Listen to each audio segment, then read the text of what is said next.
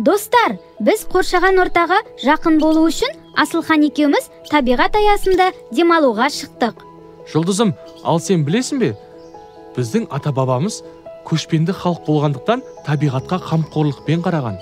Алайда, бүгінде адамзат қаншалықты қоршаған ортаны бағалап, қастерлеп жатыр? Иә, Жұлдызым, дұрыс айтасың. Қазіргі таңда әртүрлі экологиялық проблемалар орын алды. Экологиялық проблема деген не?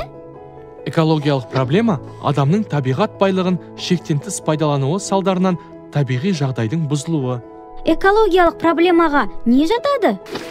Олар судың ластануы, орманның оталуы, ауаның ластануы, топырақтың құнарсыздануы, өсімдіктер мен жануарлардың жойылуы.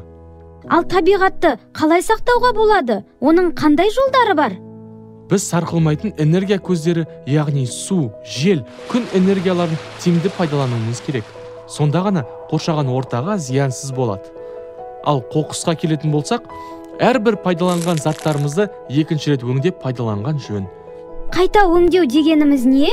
Ол тұрмыстық қалдықтарды, яғни пластикалық заттар, газеттер, шыны ыдыстарын, тағы сол сияқты өнімдерді бөліп, қоқысқа салу. Оның қандай пайдасы бар сонда?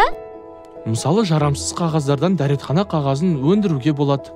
Достар, онда барлығымыз қоршаған ортаны қорғауды өзімізден бастайық.